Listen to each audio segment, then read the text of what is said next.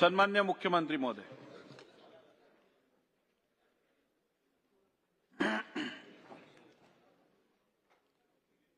माननीय अध्यक्ष महोदय, अर्थसंकल्पाच्या वर जी सर्वसाधारण चर्चा झाली त्यामध्ये सन्माननीय सुनील प्रभूजी, अमीन पटेलजी, अतुल भातखळकरजी, अर्जुन खोतकरजी, प्रकाश सोळंकीजी, कालिदास कोळंबकरजी, प्रसाद स्वामीजी, हेमंत ओगलेजी, शिवाजी पाटीलजी, बालाजी कल्याणकरजी, अभिजित पाटीलजी, दिलीपराव बनकरजी, सुनील कांबळेजी, चंद्रदीप नरकेजी, हिरामण खोसकरजी, हिकमत उडानजी, किसन वानखेडेजी, सुहास बाबरजी, प्रशांत ठाकूरजी, दीपक केसरकरजी, आनंद तिडकेजी, जयंतराव पाटीलजी, दिलीपराव वसे पाटीलजी, संजय केळकरजी, निलेश राणेजी, बाबाजी काळे, नाना पटोलेजी, बापूसाहेब पठारेजी, विनय कोरेजी, ॲडव्होकेट राहुल कुलजी, कैलास पाटीलजी, श्री अमोल खताळजी, श्री संजय मेश्रामजी, श्रीमती सरोजताई अहिरे, श्री अबू आझमीजी,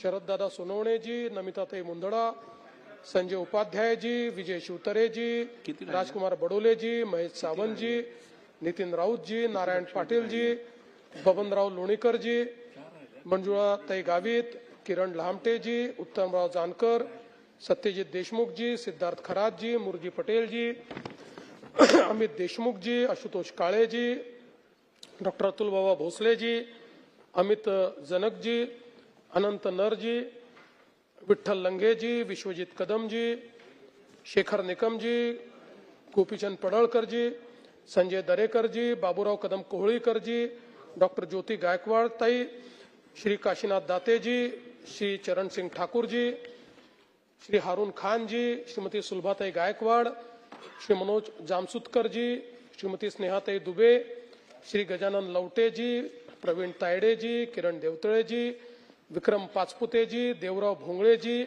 आणि देवेंद्र कोठेजी अशा एकूण 74 सदस्यांनी याच्यामध्ये सहभाग घेतला। या सर्व सदस्यांचे मी मनापासून आभार मानतो। अध्यक्ष महोदय, सर्वप्रथम मी धर्मवीर स्वराज्य रक्षक छत्रपती संभाजी महाराज यांचा आज तिथीप्रमाणे बलिदान दिवस आहे। त्यांना कोटी कोटी नमन करतो। आणि परवा जयंतरावांनी उल्लेख केला, जयंतराव गेले येत आहेत, त्यांनी उल्लेख केला की ज्या दिवशी मी अर्थसंकल्प मांडला त्या दिवशी तिथीप्रमाणे छत्रपती शिवाजी महाराजांची जयंती होती। तुम्ही त्याचा उल्लेख केला। खरं म्हणजे माझ्या भाषणाची सुरुवातच छत्रपती शिवरायांना नमन करून झाली। त्यामुळे हे सरकार तरी छत्रपती शिवाजी महाराज, छत्रपती संभाजी महाराज यांना कधी विसरू शकत नाही, कारण ते होते म्हणून आम्ही आहोत, आमचं अस्तित्व आहे। आज अर्थसंकल्पावर चर्चा करताना काही मुद्दे मला सभागृहाच्या लक्षात आणायचे आहेत। कशा प्रकारे महाराष्ट्राची अर्थव्यवस्था विस्तारित होते हे अत्यंत महत्त्वाचं आहे। आज जगाच्या अर्थव्यवस्थांचा विचार आपण केला आणि महाराष्ट्र हे जर वेगळं राष्ट्र असतं तर जगाच्या अर्थव्यवस्थांमध्ये महाराष्ट्राची अर्थव्यवस्था जगातली 30वी सगळ्यात मोठी अर्थव्यवस्था राहिली असती।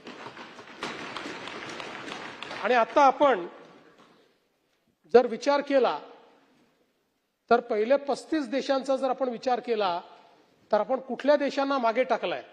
महाराष्ट्राने Austria, Thailand, Norway, Philippines, Vietnam, Bangladesh या सगळ्या देशांपेक्षा आपली अर्थव्यवस्था मोठी झाली आहे।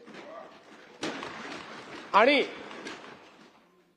जर आपण आपला ग्रोथ रेट सस्टेन करू शकलो तर पुढच्या 2 ते 3 वर्षात UAE आणि सिंगापूर या देशांच्या अर्थव्यवस्थेला देखील आपण मागे टाकू। आपला विस्तार त्यांच्यापेक्षा देखील मोठा होईल। आपण या ठिकाणी जर बघितलं तर आपली ग्रोथ कशी आहे, तर जयंतराव 2013-14 साल एक बेस इयर म्हणून मी म्हणतो, असं काही कंपॅरिझन नाही, 10 वर्षाचं काहीतरी थोडं आपलं सांगायचं म्हणून.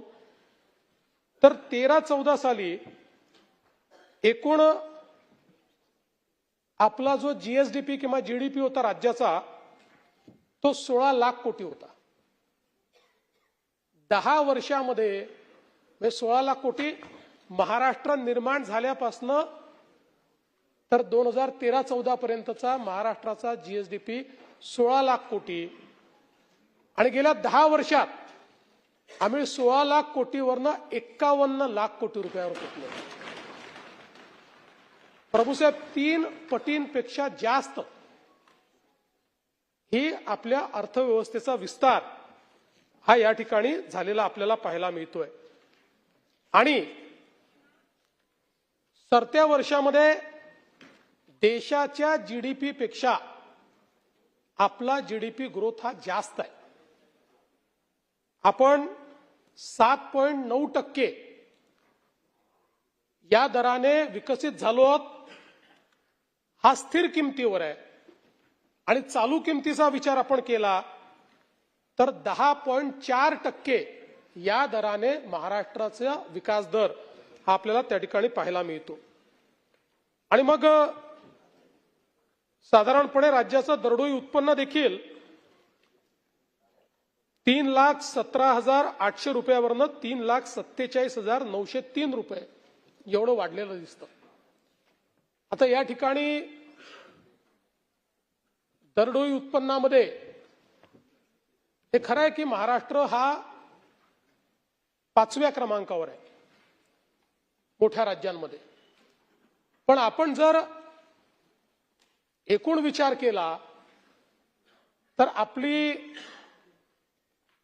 जीएसडीपीची ग्रोथ आणि आपला साईज,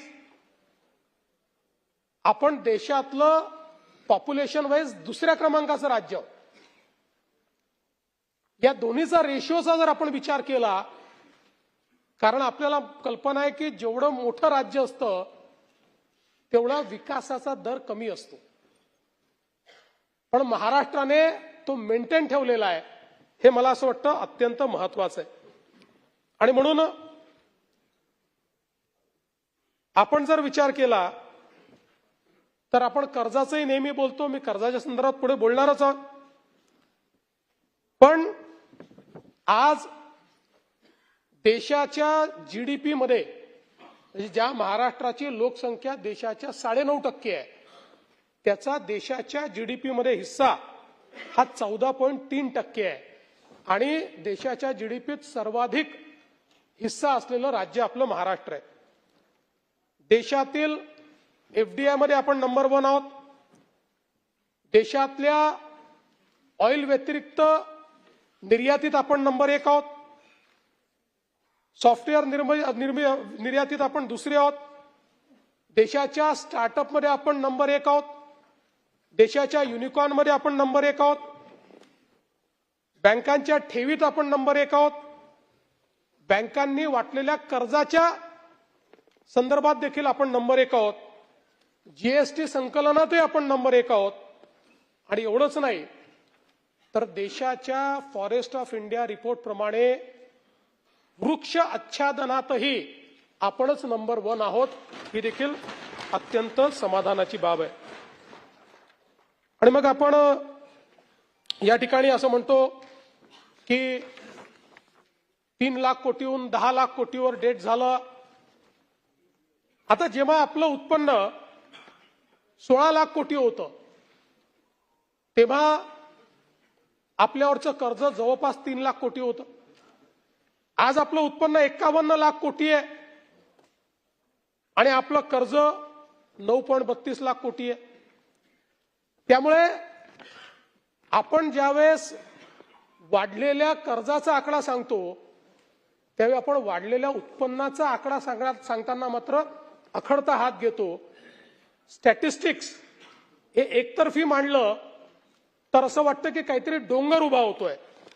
आणि सगळ्यात महत्वाचं काय आहे डेट टू जीडीपी रेशिओ, आज आपण बघा देशामध्ये महाराष्ट्राचा डेट जीडीपी रेशिओ 18.2% आहे आणि तो पुढच्या वर्षी वाढून आपल्याला 20% दिसतोय, पण तो 20% राहणार नाही आहे. याचं कारण आता नवीन टेक्निकॅलिटी प्रमाणे जे 70,000 कोटी रुपये केंद्र सरकारने कर्ज घेतलं केंद्रच परत दाखवणार आहे, देणार आहे, आपल्याला द्यायचे नाही आहेत ते. आपल्याला कारण आपल्या राज्याकरता त्यांनी ते घेतलं कोविडच्या काळातलं, ते आपल्याला दाखवावं लागणार आहे. म्हणून तो 20 दिसतोय, पण तो 20 राहणार नाहीये, तो कमीच राहणार आहे. आता आपल्याला कल्पना आहे की एखाद्या राज्याच्या संदर्भात राज्याची अर्थव्यवस्था चांगली, याचे जे परिमाण आहे त्यातलं एक परिमाण आहे की देशाच्या सकल उत्पन्नाच्या किती टक्के त्या राज्याचं कर्ज आहे. आणि आपण साऊंड राज्य कुठलं म्हणतो तर 25%च्या आत ज्यांचं कर्ज आहे ते चांगले राज्य आपण असं म्हणतो. महाराष्ट्राचं ते 18.1% आहे. आणि हे का महत्वाचं आहे, देशामध्ये आपल्यापेक्षा चांगलं डेट जीडीपी रेशिओ हा 2च राज्यांचा आहे. त्यातलं एक ओडिसा आहे जे छोटंसं राज्य आहे, त्यांचा 13.1% आहे. दुसरं गुजरात आहे ज्यांचा 15.3% आहे.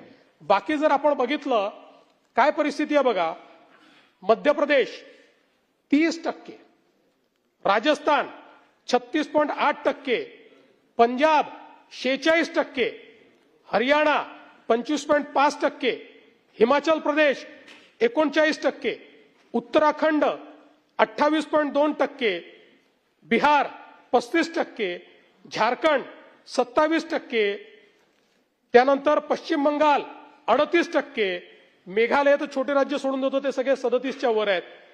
मग इकडे आपण आलो खालची राज्य जी तुलनेनं फायनान्शियली साऊंड मानली जातात अशी जी काही राज्य आहेत त्याही राज्यांचं आपण बघा, आपण 18% वर आहोत. तेलंगणा 23.8%, कर्नाटका 23%, आंध्र प्रदेश 33%, केरळा 36% आणि तमिळनाडू 25.6%.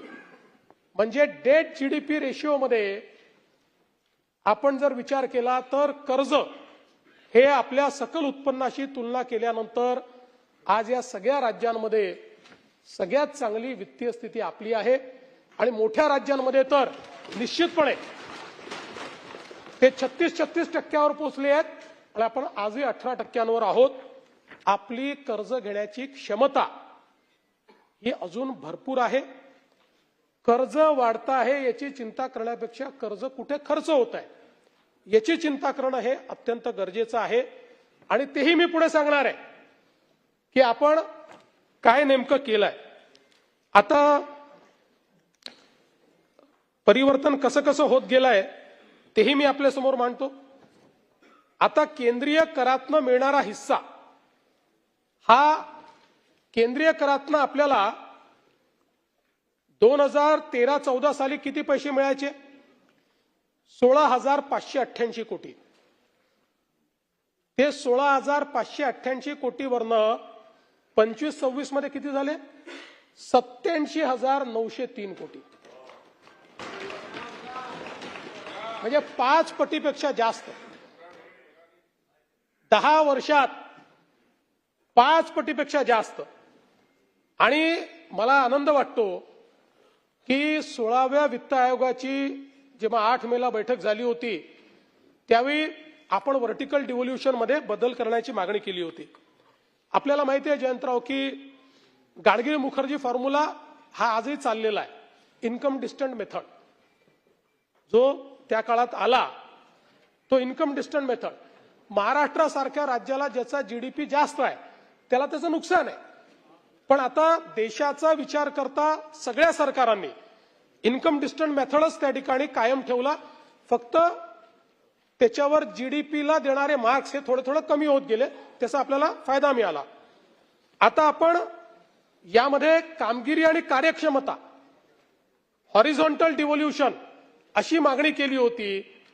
ती आपली मागणी केंद्र सरकारने स्वीकारली आणि त्यामुळे 90,000 कोटी रुपयाचा फायदा आता आपल्याला या माध्यमातून होणार आहे. केंद्र सरकारच्या माध्यमातून आपल्याला ते पैसे आपल्याला या ठिकाणी मिळणार आहे. आता केंद्र सरकारकडनं जे सहाय्यक अनुदाने मिळतात त्याचाही विचार केला तर 13-14 साली ही सहाय्यक अनुदाने 13,241 कोटी मिळायची. 13,241 ती आता झाली 68,000 कोटी रुपये वार्षिक. म्हणजे हे पण जवळपास 5 पट या ठिकाणी त्याच्यात वाढ झाली आहे. आणि आपण जर या ठिकाणी विचार केला तर दुसरं महत्वाचं निकष काय आहे की एखाद्या अर्थव्यवस्थेकडे पाहत असताना डेट जीडीपी रेशिओ सोबत राजकोषीय तूट ही 3% आत असली पाहिजे असं आपण या ठिकाणी म्हणतो. FRBM ऍक्टनी पण ते सांगितलेलं आहे. आपण जेवढी मोठी राज्य आहेत त्या सगळ्या राज्यांचं बघा. म्हणजे अगदी काल कोणी तेलंगणाचा या ठिकाणी उल्लेख केला की तेलंगणाचं पर कॅपिटा आपल्यापेक्षा जास्त आहेच कारण हैदराबाद त्यांना मिळालाय. पण त्यांचाही जो राजकोषीय तूट आहे ती 3.5% आहे. 3%च्या आत नाही आहे. महाराष्ट्राने लाडकी बहीण योजना चालवली, शेतकऱ्यांना मोफत वीज दिली, हे सगळं करूनही राजकोषीय तूट आपली 2.78% आहे. 3%च्या आत आहे. आणि दुसरं महसुली तूट. म्हणजे आपण जर महसुली तुटीचा विचार केला तर तीही 1%पेक्षा कमी असली पाहिजे असल्या आपल्या FRBMने सांगितलेलं आहे. आपली महसुली तूट 1%च्या आत ठेवण्यात आपल्याला जे यश आलेलं आहे ते याही वर्षी आलेलं आहे. आणि आपण विचार केला तर अगदी 19-20चा काळ आपण बघितला तेव्हाही आपण 41,000 कोटीची महसुली तूट होती.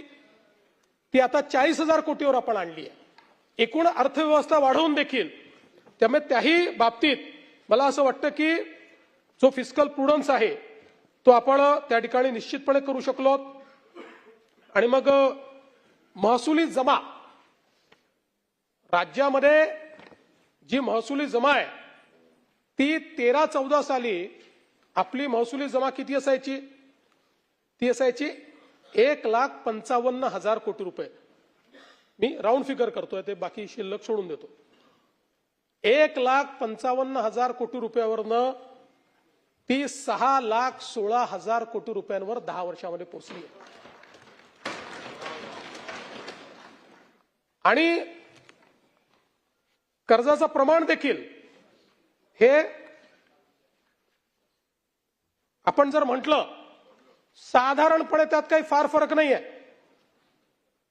13-14 साली हे प्रमाण 16.90% म्हणजे 17% होतं, ते 18.5%वर गेलंय. त्यामुळे आपण जर, आणि हे जाण्याचं मेन कारण आहे 2 कोविडचे वर्ष आहेत की ज्या 2 कोविडच्या वर्षांमध्ये आपल्याला अतिरिक्त कर्ज घेण्याची परमिशन मिळाली आणि ते अतिरिक्त कर्ज आपण घेतलं. पण काही हरकत नाही. त्यासोबत आता भांडवली खर्च, कारण आपल्यापैकी प्रत्येकाला माहिती आहे की तुम्ही कर्ज तर एवढं घेताय, भांडवली खर्चात काही वाढ झाली आहे की नाही. भांडवली खर्च केला तरच राज्य त्या ठिकाणी खऱ्या अर्थानं टिकणार आहे. आणि म्हणून 13-14 साली आपला भांडवली खर्च होता वर्षाला 25,129 कोटी.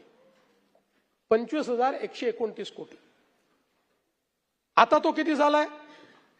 आता तो झाला आहे पॅरास्टेटल सहित 2 लाख कोटी. आणि अगदी प्युअरली पॅरास्टेटलचा आपण का पकडतो की ज्यांना आपण कर्जाची हमी दिली आहे आणि त्यांचं कर्ज करता आपण अकाउंट फॉर करतो आणि त्याचे पैसे देखील आपण आरबीआयला भरतो, त्यामुळे आपल्या कर्जात ते दिसतात. त्यांच्या सहित तो 2 लाख कोटी आहे. आणि त्यांना काढूनही टाकलं म्हणजे उदाहरणादाखल MSRDC, किंवा अजून असे आपले जे पॅरास्टेटल्स आहेत ते काढून टाकले तरीही आपला खर्च 1,17,376 कोटी रुपये, म्हणजे 25,000 कोटीवरनं आम्ही 2,00,000 कोटीवर पोहोचलोय 10 वर्षांमध्ये कॅपिटल एक्सपेंडिचरमध्ये. आणि म्हणून मला असं वाटतं की ज्या तुलनेनं कर्ज वाढलं त्याच्या कितीतरी पट तुलनेनं आपण भांडवली गुंतवणूक या ठिकाणी वाढवलेली आहे. प्रभूसाहेब आमचे म्हणाले राज्यावर कर्ज अधिक आहे, तर मी म्हटलं आपण सोप्या शब्दात सांगावं. प्रभूसाहेब, मी तुमचं निवडणुकीचं ऍफिडेव्हिट बघितलं. तुमच्या निवडणुकीच्या ऍफिडेव्हिटमध्ये तुमची संपत्ती 14 कोटी आहे आणि तुमच्यावर दायित्व म्हणजे कर्जच म्हणू त्याला हे 3,54,00,000 आहे. आता हे दायित्वाचा विचार केला तर तुमच्यावर दायित्व किती आहे? 25.28% आणि महाराष्ट्रावर 18%. आता या दायित्वाने मला सांगा तुम्ही कर्जबाजारी होणार का? तुम्हाला नादारी घोषित करावी लागणार का? नाहीच, शक्यच नाही आहे.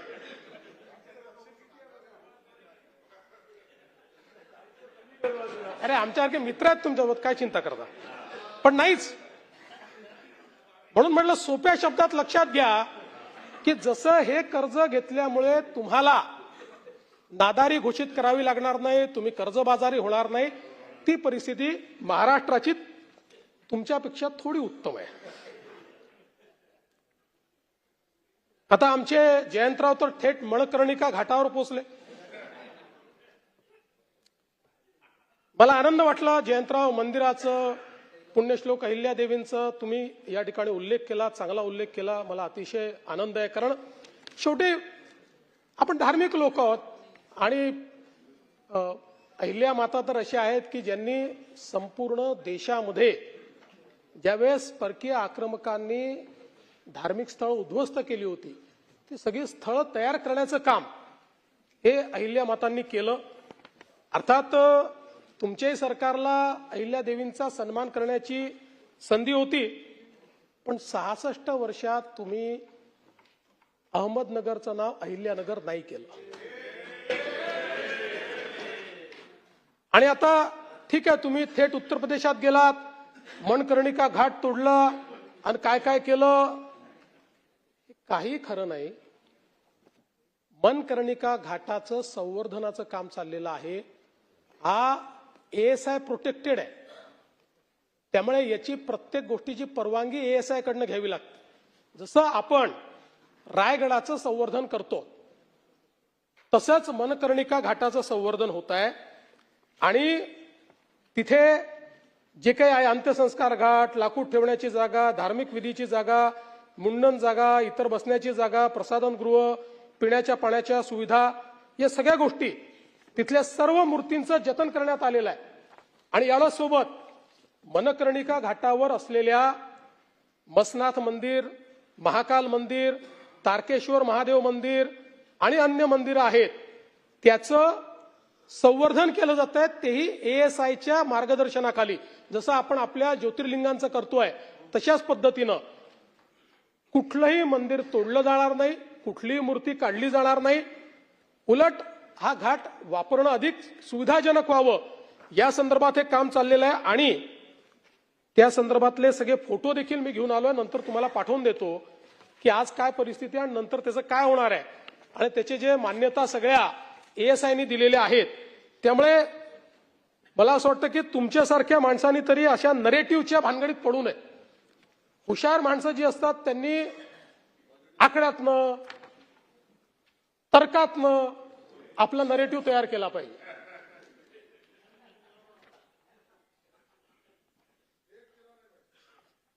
आता जयंतरावनी बावनकुळे साहेबांवरच आक्षेप घेतला.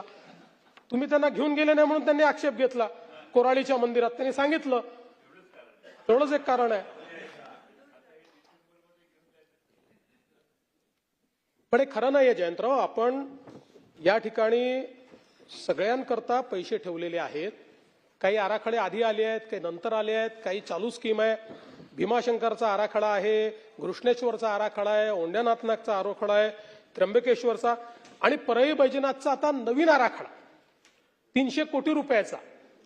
त्या ठिकाणी आत्ता आपल्या शिखर समितीत आलेला आहे. जुना चालू आहे, त्याला पैसे दिले आहेत, पण त्यानंतर असं लक्षात आलं की याला रिवाईज केलं पाहिजे. विशेषतः ज्यावेळेस अजितदादा होते तर अजितदादांनी देखील आम्हाला विनंती केली होती की हा रिवाईज आराखडा घ्या, आणि म्हणून आपण तो रिवाईज करून तो आपल्या याच्यामध्ये आणलेला आहे. त्यामुळे त्यालाही आपण जे काही पैसे आहेत ते देणार आहोत. आपण बघा, देऊ, भंडारा, पंढरपूर, आळंदी, डोंगर, शेगाव, तुकडोजी महाराज, मोजरी, सगळं आता इतकं मी सगळं वाचून दाखवत नाही, पण असं फक्त बावनकुळे साहेबांना दिलं आणि इतरांना दिलं नाही हे योग्य नाही. तर हा, आणि तुम्ही तरी नेलं नाही त्यांना. ते म्हणतात पहिला निधी तुम्हीच दिला होता आणि तरी नेलं नाही, म्हणून प्रॉब्लेम आहे.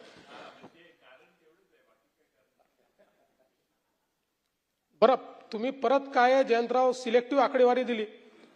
तुम्ही सांगितलं 59% निधी बजेटमध्ये भाजपला, 22% शिवसेनेला, 19% राष्ट्रवादीला, असं तुम्ही सांगितलं. आता ठीक आहे, आमच्याकडे संख्याबळ जवळपास असंच आहे, पण 2022 मध्ये काय झालं होतं? 22 मध्ये तुमच्याकडे असलेला सर्वात मोठा पक्ष शिवसेना, त्यांना मिळाले 16%, काँग्रेसला मिळाले 26% आणि तेव्हाच्या राष्ट्रवादीला मिळाले 57%. आम्ही तर 137 आहोत, 137. तुम्ही किती होतात? 54.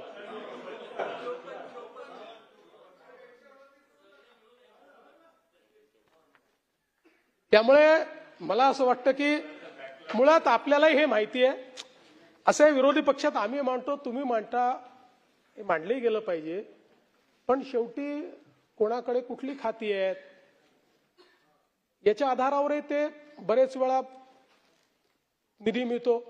आणि अनेक वेळा असंही असतं की काही खात्यांमध्ये, उदाहरणादाखल आता नगर विकास खातं आहे, नगर विकास खात्यामध्ये MMRDA आता जवळपास आपण 1 लाख कोटीची कामं करतो. ते थोडे आपल्या बजेटमध्ये दिसतं. सिडकोमध्ये कामं करतो, थोडी बजेटमध्ये दिसतं, पण काही हरकत नाही. मी तुम्हाला आठवण करून दिली.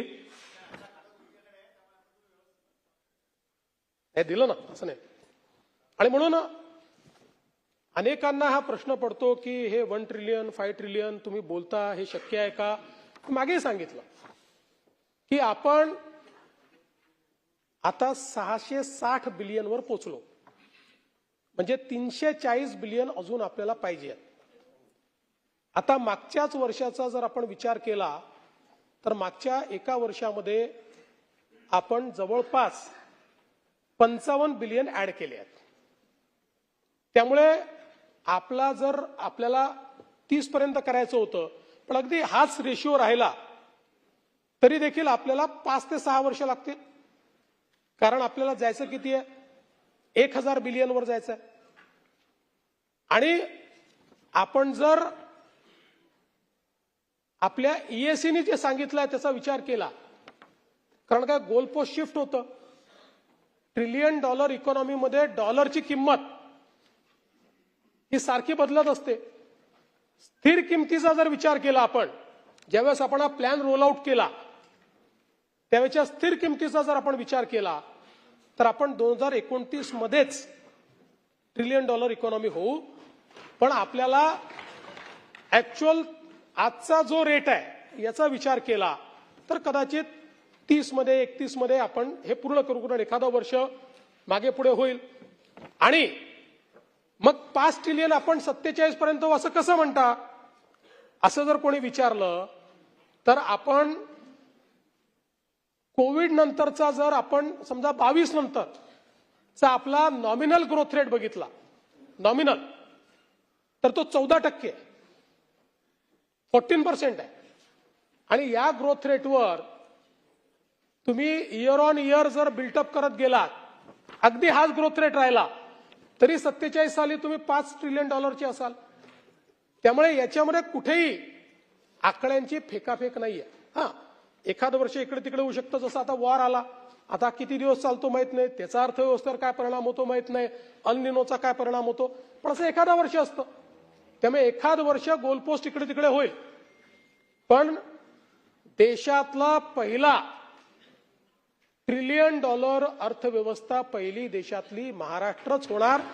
आणि निश्चितपणे आता त्या गोलपोस्टकडे आपण पोहोचलो आहोत.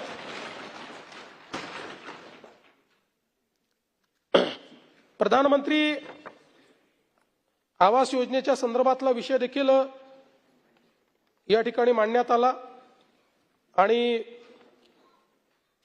त्यामध्ये तरतूद कमी करण्यात आली असं सांगण्यात आलं. हे खरं नाही आहे. प्रधानमंत्री आवास योजनेमध्ये आपली जी तरतूद आहे ती तरतूद आपण वाढवलेली आहे आणि एकूण आपण जर विचार केला तर 14,300 कोटी रुपयाची तरतूद आपण केलेली आहे प्रधानमंत्री आवास योजनेमध्ये. आणि आता याच्यामध्ये विशेषतः प्रधानमंत्री आवास योजना ग्रामीण आपण बघा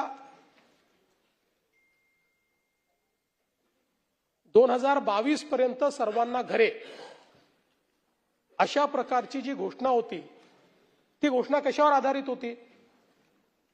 ती होती 2011च्या 12च्या SCCC सेन्ससवर. SCCC चा जो सोशिओ इकॉनॉमिक सेन्सस झाला होता त्यामध्ये महाराष्ट्रामध्ये जेवढे बेघर दाखवले होते, देशात जेवढे बेघर दाखवले होते त्यांना 2022 पर्यंत घर द्यायचं होतं आणि त्यानुसार तो आकडा आपण पूर्ण केला. पण नंतर असं लक्षात आलं की हा सेन्ससच बोगस होता, हा योग्य झाला नव्हता SCCCचा. आणि म्हणून मला आठवतं की त्या काळामध्ये मी स्वतः महाराष्ट्राचं रिप्रेझेंटेशन देऊन आवास प्लस पोर्टल उघडायला लावलं आणि पुनश्च सर्वेक्षण करायला लावलं आणि 2018 साली ते सर्वेक्षण पूर्ण झालं आणि त्या सर्वेक्षणामध्ये 30 लाख अजून महाराष्ट्रामध्ये लोक निघाले की ज्यांना घरं नव्हती किंवा ज्यांनी रजिस्टर केलं त्याच्यामध्ये. आणि मग केंद्र सरकारला आपण ही विनंती केली मागच्या वर्षी आणि मला सांगताना आनंद वाटतो एका वर्षात केंद्र सरकारने महाराष्ट्राला 30 लाख घरं मंजूर केली. आणि एवढंच नाही तर आम्ही सांगितलं की हा आकडा 19चा आहे, कदाचित याच्यात 4-5-10 लाख रुपये अजून वाचले असतील. पुन्हा पोर्टल उघडलं आणि पुन्हा नव्याने रजिस्ट्रेशन आपण केलं, ते आता फायनल होत आहे. त्यामुळे ग्रामीण भागामध्ये आणि ग्रामविकास विभागाचं मी अभिनंदन करेन, ग्रामविकास विभागाने 1 महिन्यात 30 लाखापैकी 27 लाख लोकांचं रजिस्ट्रेशन करून त्यांचं घरकुल मंजूर करून पहिला हप्ता त्यांच्या खात्यामध्ये नेला. आणि आता जवळपास मला असं वाटतं की त्याच्यामध्ये 25.6 लाख लाभार्थ्यांचा पहिला हप्ता झालाय. त्यांनी पहिल्या हप्त्याचं काम चालू आहे. त्यातले 15 लाख लाभार्थी असे आहेत की जे आता दुसऱ्या हप्त्याला पोहोचले आहेत आणि 4 लाख घरकुलं पूर्ण झाली आहे. रेकॉर्ड स्पीडमध्ये हे काम आपण या ठिकाणी करतो आहोत. आणि विशेषतः आपण दिलेल्या अनुदानातही आता वाढ केलेली आहे आणि ती वाढ करताना ही जी 30 लाख घरं आहेत पहिल्या दिवसापासून रूफटॉप सोलरची घरं असणार आहेत, त्यांना विजेचं बिल येणार नाही. यासोबत आपण अतिक्रमितांचे जे काही पट्टे आहेत ते पट्टे त्या ठिकाणी नियमित करायचे, अशा अनेक त्या ठिकाणी योजना घोषित केलेल्या आहेत. जल जीवन मिशन या संदर्भात चर्चाही झाली, अडचणी निश्चितपणे आहेत.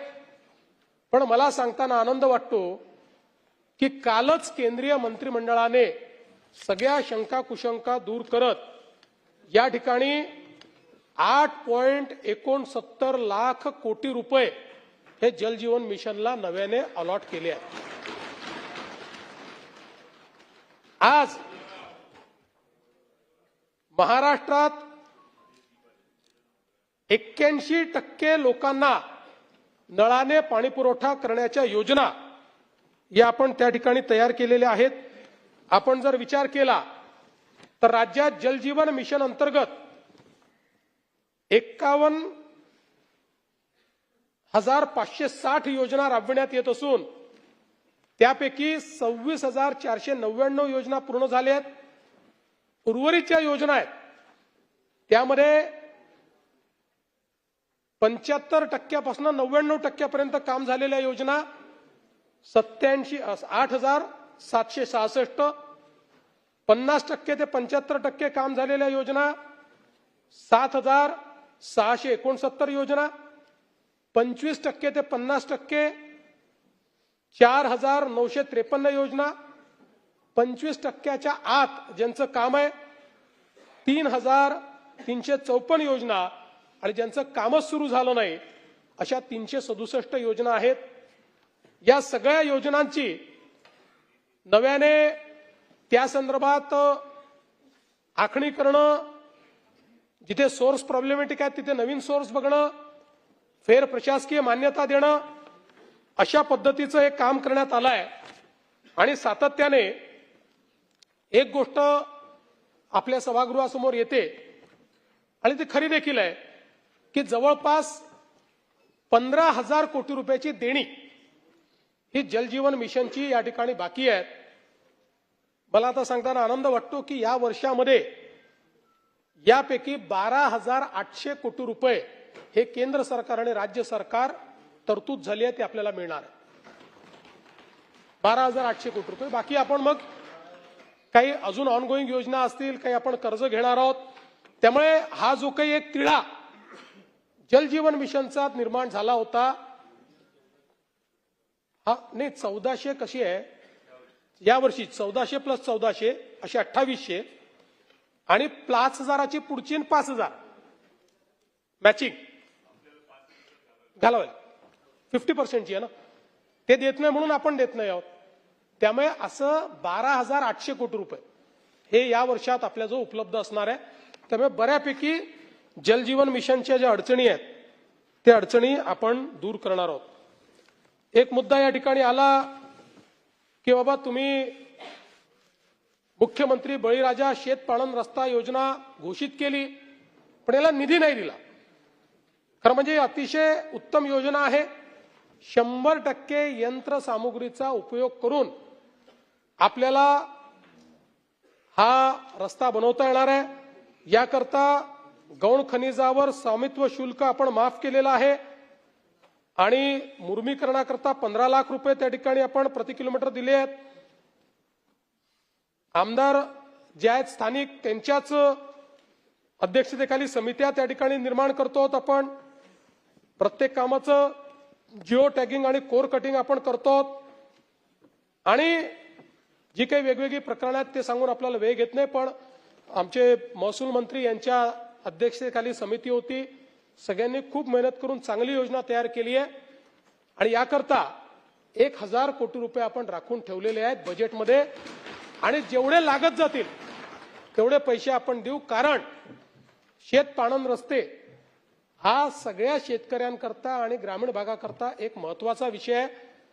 आणि आपली जुनी योजना जी कॉन्व्हर्जन्सची आहे, ज्याच्यामध्ये नरेगा म्हणजे आता जी रामजी ती चालूच राहणार आहे, ती काही आपण बंद करणार नाही आहोत. पण या योजनेमुळे अत्यंत वेगाने आपल्याला हे काम करता येईल. एक विषय आला की गेल्या वर्षीच्या तुलनेत अर्थसंकल्पात सामाजिक न्यायाला 38% कमी निधी दिला. हे काही खरं नाही आहे. सामाजिक न्यायाला आपण मागील वर्षीपेक्षा जास्त निधी दिलेला आहे. आणि आपण जर या ठिकाणी बघितलं तर हेही खरं नाहीये की पैसे खर्च झाले नाही. किंबहुना अजून या ठिकाणी 31 मार्च यायचा आहे, पण वितरित निधी जो आहे तो जवळपास 76% आहे आणि त्या 76%च्या 87% एवढे पैसे खर्च झालेले आहेत. आपल्याला माहिती आहे की सगळा हिशोब 31 मार्च पर्यंत येईल, त्यावेळेस याची जुळणी होईल. त्यामुळे कुठेही याच्यामध्ये कपात किंवा हे पैसे खर्च झाले नाहीत अशी परिस्थिती असणार नाही. यासोबत आदिवासी विकास विभागाचा जर आपण विचार केला तर त्याही ठिकाणी हीच परिस्थिती आहे. जवळपास 83% निधी आपण वितरित केलेला आहे, खर्च 70% झालेला आहे. पण 31 मार्च पर्यंत आपल्याला माहिती आहे की उर्वरित खर्च आपला तो त्या ठिकाणी बुक होतो. त्यामुळे कुठेही आपण या दोन्ही निधीमध्ये कपातही केली नाही, खर्चामध्ये 38% 40% वगैरे नाही, 83% पर्यंत आतापर्यंत हा खर्च आपला पोचलेला आहे. आणि या सगळ्या योजना ज्या आहेत त्या योजनाला आवश्यक तो निधी आपण दिलेला आहे. क्रीडा प्रबोधिनीच्या संदर्भातही चांगला मुद्दा जयंतराव आपण उपस्थित केला आणि निश्चितपणे आपण क्रीडा प्रबोधिनीवर मोठ्या प्रमाणात खर्च करतो आहोत आणि आपले साधारणपणे जी काही या ठिकाणी परफॉर्मन्स आहे तो परफॉर्मन्स देखील चांगला आहे. अर्थात आपण जे सांगितलं 23-24चा परफॉर्मन्स हा आपला खूपच चांगला होता. बाकी 22-23, 24-25, 25-26 हे जवळपास सारखे आहेत, पण 23-24ला मात्र आपण 122 पदकं मिळवली होती. त्यामुळे निश्चितपणे तसाच परफॉर्मन्स दरवर्षी कसा करता येईल या संदर्भात त्याच्यामध्ये लक्ष घालण्याचं काम आपण करू. जलसंपदा विभागाच्या संदर्भात देखील सांगत असताना मला आपल्या लक्षात आणून द्यायचं आहे की सातत्याने आपण म्हणतो की तुमचं किती सिंचन क्षमता निर्माण झाली हे तुम्ही सांगत नाही आणि मग त्याचे आकडे नाहीत आणि इतके पैसे खर्च होतात. आणि म्हणून आपल्याला माहिती आहे की आपला जो जल आराखडा आहे त्या जल आराखड्यामध्ये महाराष्ट्राची अंतिम सिंचन क्षमता 81 लाख हेक्टर इतकी आपण त्या ठिकाणी अंदाजित केलेली आहे की अंतिम पोटेन्शियल किती जे आपण प्राप्त करू शकतो तर ते 81 लाख हेक्टर आहे. अर्थात आता हे चेंज होणार आहे कारण हे 81 लाख हेक्टर आपण ज्यावेळेस पकडलं त्यावेळेस आपण नदीजोड प्रकल्प पकडले नव्हते. तर नदीजोड प्रकल्पाशिवाय 81 लाख हेक्टर आपली अंतिम सिंचन क्षमता आहे. त्यापैकी आता जून 2024 अखेरपर्यंत पूर्ण आणि आताचे बांधकामाधीन प्रकल्प याच्या माध्यमातून जी सिंचन क्षमता आपण निर्माण केलेली आहे ती आहे 57 लाख हेक्टर. म्हणजे अंतिम सिंचन क्षमतेच्या 70% 70% आपण सिंचन क्षमता तयार केलेली आहे. आणि अगदी मराठवाड्याचा विचार केला तर मराठवाड्याचं कोणी बोललं म्हणून सांगतो, मराठवाड्याची अंतिम सिंचन क्षमता ही 17 लाख हेक्टर आहे. त्यापैकी 12.68 लाख हेक्टर आपण तयार केली आहे आणि 2.43 लाख हेक्टरची कामं चालली आहेत. म्हणजे दोन्ही मिळून 17 लाख हेक्टर पैकी 15 लाख हेक्टरची सिंचन क्षमता आपण अचीव करणार आहोत. त्यामुळे महाराष्ट्रामध्ये मला असं वाटतं की आपण लक्षात घेतलं पाहिजे की मोठ्या प्रमाणात ही सगळी कामं जी आहेत ही कामं चाललेली आहेत, ज्यामध्ये 3123 लघु प्रकल्पांपैकी या ठिकाणी 3000 प्रकल्प पूर्ण झाले आहेत. 69 मोठ्या प्रकल्पांपैकी नाही, एक मिनिट काहीतरी चुकतं, थांबा, 110 लघु आणि 69 मोठे इतके प्रकल्प आपण पूर्ण केलेले आहेत. बाकी आपले प्रकल्प जे आहेत ते बांधकामाधीन आहे. आणि यासोबत नदीजोड प्रकल्प जे आहेत ते अत्यंत वेगाने पुढे चालले आहेत. विशेषतः मराठवाड्याकरता जो वरदान ठरणार आहे उल्हास खोऱ्याचं पाणी हे मराठवाड्यामध्ये नेण्याच्या संदर्भात आपला जो प्रकल्प होता याचा प्री फिजिबिलिटी रिपोर्ट आता आलेला आहे. आणि मला सांगताना आनंद वाटतो, आपण अपेक्षित केलं होतं 54 टीएमसी पाणी, पण प्री फिजिबिलिटी रिपोर्टमध्ये 78 टीएमसी पाणी हे उल्हास खोऱ्यातनं आपल्याला मराठवाडा आणि उत्तर महाराष्ट्रात नेता येईल. 87,000 कोटी रुपयाचा प्रकल्प असणार आहे. आता प्रीफिजिबिलिटी रिपोर्ट हा आल्यामुळे आणि तो वायबल आल्यामुळे आता याचा डीपीआर बनायला सुरुवात झाली आहे. पुढच्या 4 महिन्यामध्ये याचा डीपीआर बनवून मग त्याला सगळ्या मान्यता आम्ही घेऊ. त्यामुळे मला असं वाटतं की हा जो काही दुष्काळ मुक्तीकडे आपली जी वाटचाल चालली आहे ती अत्यंत चांगल्या पद्धतीने चालली आहे. दमणगंगा, वैतरणा, गोदावरी नदीजोड प्रकल्प 5.68 टीएमसी हा पुढे गेलेला आहे. जवळपास 33,000 क्षेत्राला त्याचा लाभ होणार आहे. दमणगंगा, एकदरे, गोदावरी नदीजोड प्रकल्प 3.55 टीएमसी अशा पद्धतीनं मोठ्या प्रमाणात ही सिंचन क्षमता आपण तयार करू शकणार आहोत. आणि दमणगंगा, पिंजाळ त्याही संदर्भात आता आपण याचं रिइंजिनिअरिंग सुरू केलं आहे. कारण या प्रकल्पाचं म्हणजे खरं तर 1980च्या नॅशनल पर्स्पेक्टिव्ह प्लॅनमध्ये आलेला हा ज्यावेळेस 80 साली 30 आंतरराज्यीय नदीजोड प्रकल्प हे सरकारने मान्य केले त्यातला प्रकल्प आहे दमणगंगा, पिंजाळ. पण त्याचं काही झालं नव्हतं. आपण ते आता अंतिम टप्प्यात आणलेलं आहे आणि याच्यामध्ये मोठ्या प्रमाणात गुजरात मधलं सबमर्जन्स असल्यामुळे पाहिजे त्या प्रमाणात तिथनं आपल्याला कॉर्पोरेशन मिळत नव्हतं. किंबहुना ते आपल्याला कंपेन्सेटरी पाणी मागत होते आणि आपल्या राज्याने ती भूमिका पहिलेपासून घेतली होती की आम्ही ते देणार नाही. आणि म्हणून आता याचं रिइंजिनिअरिंग आम्ही केलं आणि सबमर्जन्स चेंज केला. त्यामुळे आता त्यांच्या सबमर्जन्सची आवश्यकता न पडता आपण कशा पद्धतीनं हा करू शकू. त्यामुळे मला असं वाटतं की आता या संदर्भात प्राथमिक सर्वेक्षण झालंय आणि पुढच्या टप्प्यामध्ये आता आपण याचाही डीपीआर तयार करणार आहोत. वैनगंगा, नळगंगा नदीजोड प्रकल्प तर मी सांगितलाय. या ठिकाणी 63 टीएमसी पाणी याला आता सगळ्या मान्यता झालेल्या आहेत. याचा डीपीआर झाला, याला प्रशासकीय मान्यता मिळाली. त्यामुळे आता याचं टेंडर बोलवण्याचं म्हणजे फायनान्शियल क्लोजर आणि टेंडर हे काम आता या ठिकाणी आपण पूर्ण करणार आहोत. लेंडी प्रकल्प असेल, लोणी सावंगी, सिद्धेश्वर, निम्न दुधना या सगळ्या प्रकल्पाच्या संदर्भात मागच्याही काळामध्ये मी सगळी माहिती दिलेली आहे.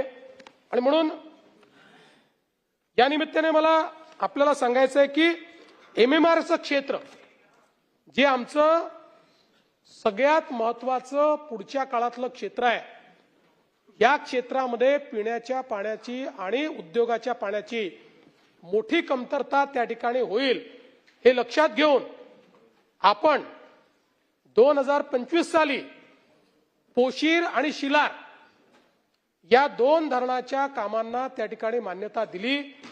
आणि मला सांगताना आनंद वाटतो दोन्हीचं टेंडर झालं, एकाचा वर्क ऑर्डर झालाय आणि दुसऱ्याचा वर्क ऑर्डर आता होणार आहे. यासोबत गारगाई प्रकल्प त्यालाही आपण मान्यता दिली आणि गारगाई प्रकल्पाच्या माध्यमातूनही मोठ्या प्रमाणात पाणी मुंबईला मिळणार आहे आणि दमणगंगा, पिंजाळच्या माध्यमातूनही 13 टीएमसी पाणी मिळणार आहे. त्यामुळे काळूशाहीचं आपण करतोय, त्याच्यातल्या अडचणी दूर करतोय. पण हे तर झाले, काळूशाहीच्या अडचणी आपण दूर करतो. पण हे प्रकल्प असे आहेत की जे आपण करून चुकलो आणि हे प्रकल्प झाले तरी पुढचे 30-40 वर्ष एमएमआर रिजनला पिण्याच्या पाण्याचा आणि उद्योगाच्या पाण्याचा कुठलाही प्रश्न उरणार नाही. पण तरी काळूशाही आपण करणार आहोत. त्या संदर्भात थोडं पुनर्वसनाचे प्रश्न आहेत ते आम्ही सोडवतो. ते झाले की काळूचाही प्रश्न सुटेल. त्यामुळे एमएमआर रिजनमध्येही मोठ्या प्रमाणात आपण हे जे काम आहे हे या ठिकाणी पूर्ण करतो. यासोबत विजेच्या संदर्भात देखील काही चर्चा या ठिकाणी झाली. काय नारपार मी मागच्या भाषणात सगळं सांगितलं म्हणून थोडं थोडक्यात घेतलं, रिपिटेशन नको म्हणून. आज आपण जर बघितलं तर महाराष्ट्राने नवीकरणीय ऊर्जा आणि ऊर्जा साठवणूक धोरण 2025 ते 35 हे आपण या ठिकाणी केलेलं आहे. या धोरणाप्रमाणे आपल्या एकूण ऊर्जेमध्ये 2030 साली 52% आपली ऊर्जा ही अपारंपरिक स्रोतांनी येईल आणि 2035 साली 65% आपली ऊर्जा ही अपारंपरिक ऊर्जा स्रोतातनं येईल। त्यामुळे एक क्लीन अशा पद्धतीने आपण काम करतो। याच्यामध्ये ग्रीड स्थिरता आणि हरित वाढीला चालना देण्याकरता आपण 100 गिगावॅट म्हणजे 1 लाख मेगावॅट नवीनीकरणीय क्षमता आणि 100 गिगावॅट तास प्रतिदिवस ऊर्जा साठवणुकीचं उद्दिष्ट या ठिकाणी ठेवलेलं आहे। कारण हरित ऊर्जा ही 24/7 नसते, ती आपल्याला जर सोलर असेल तर दिवसा मिळते, विंडचे देखील काही अवर्स असतात आणि म्हणून आता बॅटरी टेक्नॉलॉजी इतकी पुढे गेलेली आहे की आपण एक मोठं या ठिकाणी बॅटरी क्षमता निर्माण करतो। पूर्वी आपण सांगायचो, आम्ही देखील या सभागृहात ऐकायचो भाषणं आणि ते खरंही होतं की वीज स्टोअर करून ठेवता येत नाही, वीज वापरावी लागते स्टोअर करून, कारण तेव्हा ती क्षमता नव्हती। पण आज ही क्षमता निर्माण झाली आहे, त्यामुळे ती आपण स्टोअर करून हरित ऊर्जा देखील 24/7 आपल्याला वापरता येईल या दृष्टीनं आपण या ठिकाणी धोरण केलेलं आहे। आणि याकरता मोठ्या प्रमाणात आपण अर्थसंकल्पीय गुंतवणूक करतो आहोत आणि खासगी गुंतवणूक देखील आणतो। यामध्ये अर्थसंकल्पीय गुंतवणूक ही 1650 कोटी आहे, पण खासगी गुंतवणूक 3,12,000 कोटी रुपयाची या ठिकाणी होणार आहे आणि त्यातनं मोठ्या प्रमाणात आपल्या राज्यामध्ये विजेची उपलब्धता होईल। आपल्याला माहिती आहे की मागेल त्याला सौर कृषी पंप ही आपली योजना आहे। मी त्या संदर्भात मागच्याच भाषणात सांगितलंय, मी आपला अधिक वेळ घेणार नाही, पण मला या ठिकाणी सांगितलं पाहिजे की आज जवळपास या सगळ्या योजनेमध्ये महाराष्ट्र आघाडीवर तर आहेच, जवळपास आपण 60% जास्त हे पंप त्या ठिकाणी लावले आहेत आणि हा रेकॉर्ड आपण केलाय। 1500 पंप प्रतिदिवस या गतीनं आपण शेतकऱ्यांना सौर कृषी पंप देत आहोत आणि या योजनेमुळे 40 लाख एकर जमीन ही ओलिताखाली आणण्यात आपल्याला त्या ठिकाणी यश मिळालंय।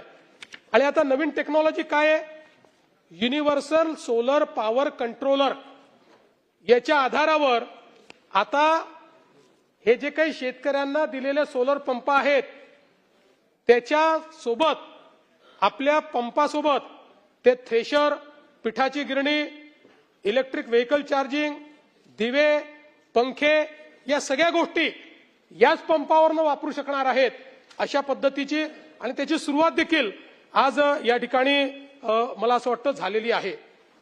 आपली मुख्यमंत्री सौर कृषी वाहिनी योजना जगातली सगळ्यात मोठी डिस्ट्रीब्युटेड सोलर एनर्जी योजना आहे। त्यातनं 100% ऍग्रिकल्चर फीडर ऊर्जीकृत आपण करणार आहोत।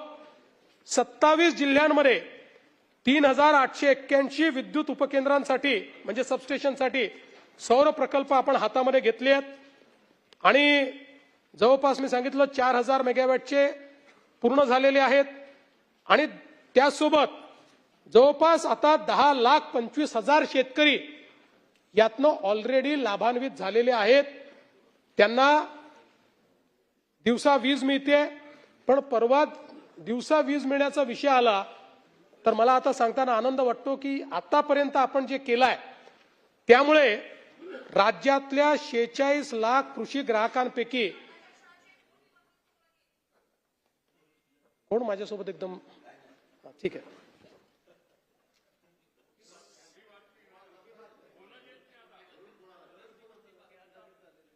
काहीतरी चाललंय घरात।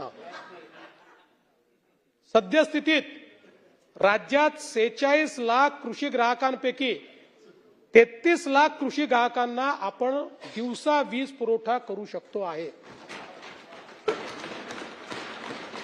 त्यामुळे आता फार थोडी गॅप राहिली आहे, या वर्षाच्या शेवटीपर्यंत ती गॅप देखील आपण भरून काढू।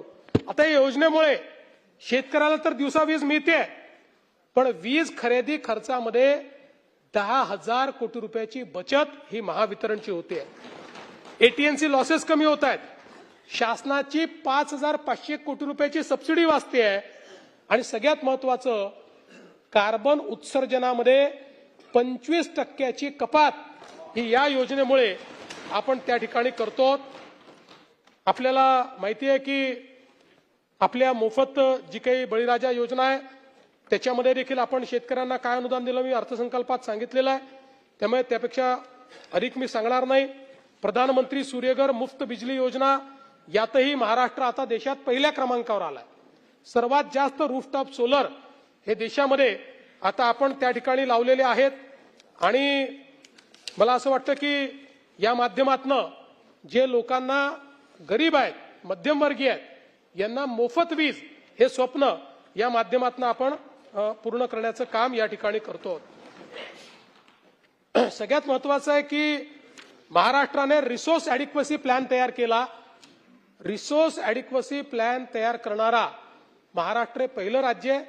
आता केंद्र सरकारने सगळ्या राज्यांना महाराष्ट्राप्रमाणे 2035 पर्यंतचा रिसोर्स ऍडिक्वसी प्लॅन हा तुम्ही करा असं सांगितलंय. एनर्जी ट्रान्झिशन प्लॅन आपण तयार केलेला आहे. आणि आपण जर विचार केला तर हा आकडा देखील महत्वाचा आहे की गेल्या 3 वर्षातली आपली वाटचाल काय. तर अगदी स्वातंत्र्यानंतर 2022 पर्यंत आपली जी स्थापित कॉन्ट्रॅक्च्युअल कॅपॅसिटी आहे ही 37,000 मेगावॅट, 37,000 मेगावॅट. पण गेल्या 2 वर्षामध्ये 22 पासून तर 25 पर्यंत 3 वर्षामध्ये आपण त्याच्या व्यतिरिक्त 45,000 मेगावॅटचे या ठिकाणी करार केलेले आहेत. आणि 2030 मध्ये आपली क्षमता 82,000 मेगावॅट एवढी असणार आहे. आणि याच्यामध्ये समजा एखादा प्लांट सुरू झाला नाही किंवा एखाद्या ठिकाणी अडचणी आल्या तर काय, याचाही विचार करून आपण तशा प्रकारचे अल्टरनेट क्षमता या देखील तयार केल्या आहेत. कारण आपल्याला माहिती आहे ज्या पद्धतीने आपण वाढतो, आता गेल्या 1 वर्षाचा जर आपण विचार केला, हे लोक म्हणतात इंडस्ट्री इकडे जाते, इंडस्ट्री तिकडे जाते. इंडस्ट्री वाढते कशावरून आपण ठरवतो, तर विजेच्या खपतीमध्ये किती वाढ होते त्याच्यावर आपण ठरवतो. आता गेल्या 1 वर्षामध्ये इंडस्ट्रियल वीज, मी वीज बिलात म्हणत नाही, वीज वापरात म्हणतोय, जवळपास 8% आपली वाढ झालेली आहे. आणि आपण जर बघितलं तर देशाच्या तुलनेत ही वाढ जास्त आहे. त्यामुळे मोठ्या प्रमाणात ही वाढ जी आहे ती आपल्याला पाहायला मिळते. आणि यासोबत आपण टीबीसीबी च्या माध्यमातून ट्रान्समिशनची कॅपॅसिटी वाढवतो. मोठ्या प्रमाणात अतिशय किफायतशीर दरामध्ये आपले काम चाललेलं आहे. आणि जवळपास 24 प्रकल्पांच्या माध्यमातून 31,000 कोटी रुपये हे त्याच्यामध्ये आपण खर्च करतो. एवढंच नाही तर मला सांगताना आनंद वाटतो, कारण सातत्याने या ठिकाणी अभ्यास न करता, म्हणजे तुम्ही नाही म्हणत, काही लोक अभ्यास न करता विजेचे दर वाढले, विजेचे दर वाढले, विजेचे दर वाढले असं सांगतात. मुळात आपण जर बघितलं तर साधारणपणे राज्याच्या इतिहासामध्ये पहिल्यांदा इतके कमी दर आपण या ठिकाणी केलेले आहेत. क्रॉस सबसिडी अधिभार आपण त्या ठिकाणी कमी केलेला आहे. त्यामुळे आपण जर विचार केला तर घरगुती ग्राहकांना 0 ते 100 युनिटमध्ये ज्यात 70% ग्राहक येतात, पुढील 5 वर्षात त्यांचे दर 26% कमी होणार आहेत, दरवर्षी कमी होणार आहेत. 100 ते 300 यांचेही 5% कमी होणार आहेत. आणि जवळपास औद्योगिक ग्राहकांसाठी सौर ऊर्जा कालावधीमध्ये 2 रुपये 17 पैशांची सूट ही आपण त्या ठिकाणी दिलेली आहे. मला सांगताना आनंद वाटतो, इयर ऑन इयर दरवर्षी आपलं विजेचं बिल 9% ऍव्हरेज वाढायचं, 9% ऍव्हरेज दरवर्षी गेल्या प्रत्येक वर्षामध्ये. आता 2025 नंतर 26, 27, 28, 29, 30 5 वर्षाचा टॅरिफ फिक्स झालेला आहे. आणि दरवर्षी 1.2% ॲव्हरेज ते कमी होणार आहे, आता वाढणार नाहीये.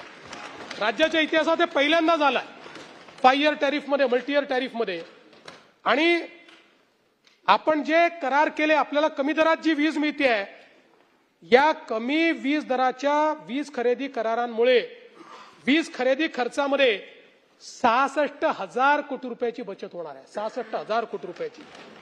आणि या संदर्भात आयोगाने आता आपल्या दरांना अंतिम मान्यता दिली आहे, ज्याच्यामध्ये औद्योगिक जसं मी सांगितलं हे -8% होतील, वाणिज्यिक -6% होतील आणि घरगुती हे -26% होतील. अशा पद्धतीनं हे या ठिकाणी करण्यात आलंय. आणि मला हे पण सांगताना आनंद वाटतो, आपण सगळे MSEBला किंवा आपल्या महावितरणला नेहमी बोलतो आणि खरे आहे, म्हणजे अडचणी असतात, कधी ट्रान्सफॉर्मर जळतं, हे होतं ते होतं, त्यामुळे बोलणं साहजिक आहे. पण हे जे काही आपण एनर्जी ट्रान्झिशन केलं आणि जे काही या ठिकाणी रिफॉर्म्स केले आहेत, याची देशाने नोंद घेऊन आपल्याला राष्ट्रीय आणि आंतरराष्ट्रीय स्तराचे 55 अवॉर्ड मिळाले आहेत. 55 ऊर्जा क्षेत्रातले गेल्या 2 वर्षातले सगळे अवॉर्ड हे महाराष्ट्राला मिळालेले आहेत. आणि आपण जर कुठे कमी राहिलो तर ते एवढंच कमी राहिलोय की आपण आपल्या महावितरण कंपनीला सबसिडीचे पैसे उशिरा दिल्यामुळे त्यांच्या बॅलन्स शीटमध्ये अडचणी आल्या, पण आता त्या पण आपण दूर केल्या आहेत. यावर्षी ती बॅलन्स शीट आपण क्लीन करणार आहोत. शिक्षणाच्या संदर्भात देखील या ठिकाणी विषय आला आणि डिजिटल एज्युकेशन आणि पायाभूत सुविधा या संदर्भात राज्यात स्थानिक स्वराज्य संस्थांच्या 63,732 शाळा असून त्यापैकी 53,709 शाळांमध्ये संगणक प्रयोगशाळा अथवा स्मार्ट क्लासरूम आहे. ज्या शाळांमध्ये उपलब्ध नाही त्या शाळा कमी पटसंख्येच्या आहेत किंवा 1ली ते 5वी पर्यंतच्या आहेत. बाकी शाळांमध्ये मोठ्या प्रमाणात ही सगळी डिजिटल व्यवस्था ही उपलब्ध आहे. डिजिटल लायब्ररी देखील अनेक शाळांमध्ये आहे आणि त्याकरता मोठ्या प्रमाणात निधी देखील आपण उपलब्ध करून दिलाय.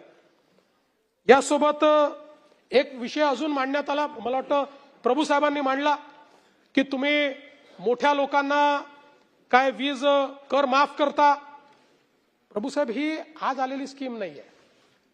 ही जी स्कीम आहे गेली 20 वर्ष आपल्याकडे आहे आणि ती स्कीम अशी आहे की विशेषतः मागास भागामध्ये, विदर्भ मराठवाड्यासारख्या भागामध्ये आणि विशेषतः विदर्भात इलेक्ट्रिसिटी ड्युटी आपण इंडस्ट्रीला इन्सेंटिव्ह म्हणून कमी करतो, ती घेत नाही त्यांच्याकडनं. आता या स्कीमला 20 वर्ष झाले आणि एकूण लाखात त्याचा इम्पॅक्ट नाही आहे. त्याचा इम्पॅक्ट 2,000 कोटी रुपयाचा आहे. 2,000 कोटी रुपयाचा. आणि आता आपण जी आपल्या ग्राहकांना दिलेली सूट आहे ती 66,000 कोटी रुपयाची, 66,000 करोड. त्यामुळे मला असं वाटतं की हा जो काही भाव आहे की कुठेतरी आपण इकडनं घेतोय तिकडनं देतोय. आणि दुसरं, आता प्रभू साहेब किती वर्ष तुम्ही वेदांता फॉक्सकॉन आणि बल्क ड्रग पार्क आणि काही नवीन तर आणा, काही तर नवीन आणा. अरे त्याच्यानंतर आपल्याकडे हुंडई आलं, टोयोटा आलं, आपल्याकडे एरोस्पेसमध्ये सगळ्या जगातल्या मोठ्या कंपन्या आल्या. आणि हे जे गेले, म्हणजे आपल्याकडनं आमच्या काळात नाही गेले, तुमच्याच काळात गेले. तारखेसहित मी अनेक वेळा सांगितलेलं आहे. पण जे गेले ते तिकडे सुरू नाही झाले. सुरू व्हायचं असेल तर आपल्याचकडे यावं लागतं.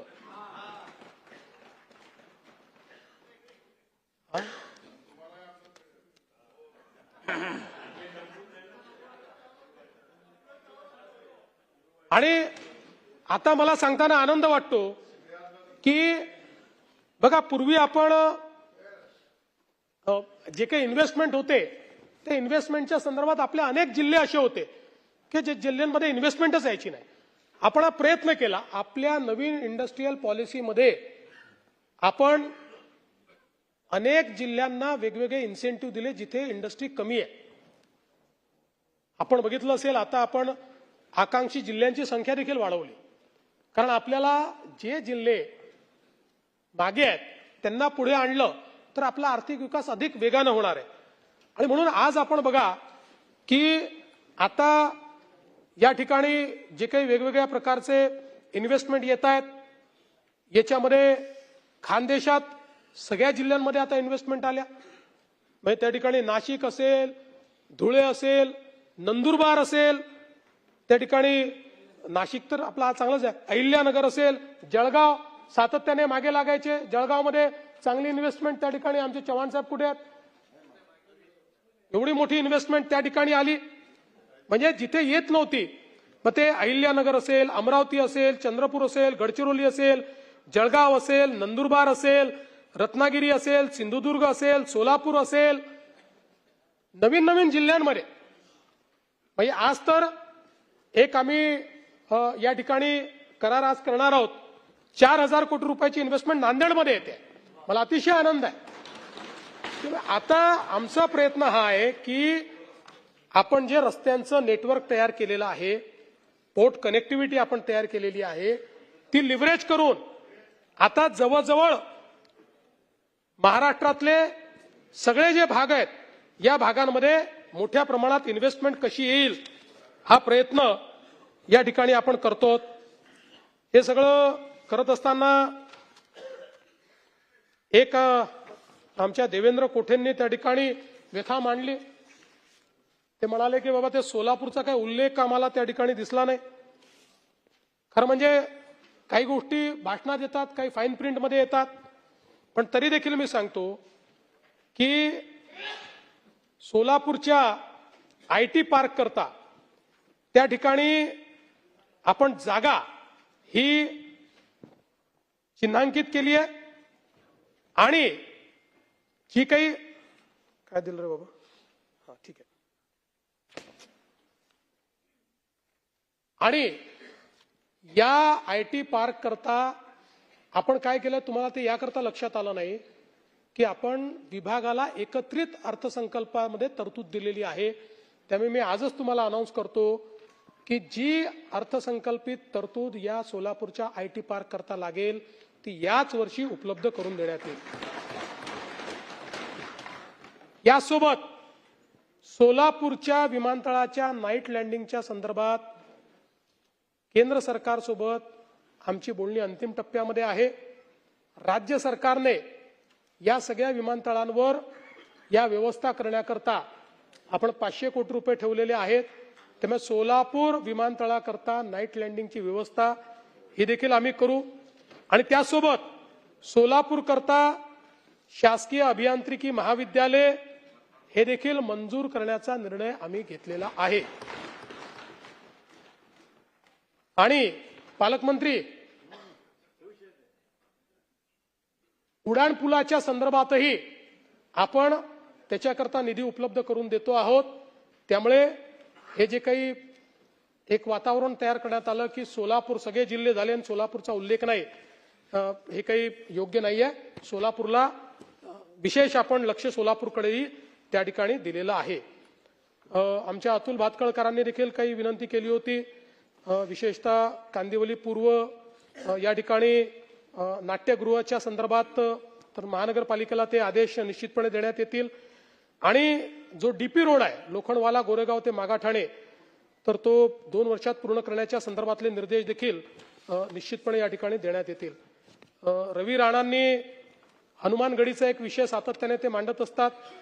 मला त्यांना सांगताना आनंद वाटतो की या ठिकाणी हनुमानगडी जी अमरावतीला तयार होणार आहे, ज्यात 111 फूट उंचीची बजरंगबलीची मूर्ती आहे आणि इतरही सगळ्या व्यवस्था त्या ठिकाणी आहेत, त्याच्या 121 कोटीच्या प्रस्तावाला मान्यता देण्यात आलेली आहे आणि त्यालाही निधी उपलब्ध करून देण्यात येईल. कालच खरं म्हणजे बाळासाहेब देसाईंचे त्या ठिकाणी जयंती झाली आणि त्यानिमित्ताने मी सांगू इच्छितो की त्यांच्या स्मारकाकरताही जो उर्वरित निधी आहे तो सगळा निधी राज्य सरकारच्या वतीनं निश्चितपणे उपलब्ध करून देण्यात येईल. खरं म्हणजे इंडिव्हिज्युअल खूप लोकांनी खूप गोष्टी मांडल्या आहेत, त्या सगळ्याची नोंद मी घेतली आहे. बराच वेळ झाला माझं भाषण चाललंय, त्या सगळ्याच्या संदर्भात मी बोललो तर कदाचित त्याला भरपूर वेळ लागेल, पण जेवढ्या गोष्टी त्यातल्या ऍड्रेस करण्यासारख्या आहेत मी सगळ्या विभागांना पाठवलेले आहेत आणि विभागाच्या माध्यमातून निश्चितपणे त्या संदर्भातली जी काही त्याची उत्तरं आहेत ती उत्तरं देण्याचा प्रयत्न मी करेन. वळसे पाटील साहेब, काही राहिलं असेल तर काळजी करू नका, तुमचं तर टॉप मोस्ट प्रायोरिटीवर करून टाकेन. मी संपवतो मग म्हणा. त्यामुळे आता मला संपवायचंच आहे आणि म्हणून मला या निमित्ताने केवळ एवढंच सांगायचं आहे की या अर्थसंकल्पाच्या माध्यमातून राज्याला पुढे नेण्याचा प्रयत्न आपण केलेला आहे. राज्य पुढे जाण्याकरता सर्वांचंच समर्थन हे अत्यंत आवश्यक आहे. राज्यासमोर अडचणी आहेत, पुढे देखील येणार आहेत, पण तरी देखील मी सांगतो की या सगळ्या अडचणीत मी असं म्हणत नाही की राज्य खूप श्रीमंत आहे, राज्याची परिस्थिती खूप चांगली आहे, पण अडचणीच्या स्थितीतही मार्ग काढण्याची क्षमता या महाराष्ट्राकडे आहे. आणि म्हणूनच आजही देशाच्या इतर राज्यांच्या तुलनेत आर्थिक शिस्त पाळणारं राज्य म्हणून या महाराष्ट्राकडे पाहिलं जातं. आणि विशेषतः ज्याचा मी उल्लेख केला की आमचे उपमुख्यमंत्री स्वर्गीय अजितदादा पवार यांनी सातत्याने या राज्यामध्ये आर्थिक शिस्त पाळली आणि हा अर्थसंकल्प मांडताना मी देखील त्याच पद्धतीनं, त्यांच्याच पद्धतीनं आर्थिक शिस्त पाळत हा अर्थसंकल्प मांडला आहे. पण शिस्त पाळत असताना कुठल्याही प्रकारे महत्त्वाच्या गोष्टींवर कमतरता होणार नाही असा मी आपल्या सर्वांना या ठिकाणी आश्वासित करतो. दिले आहेत,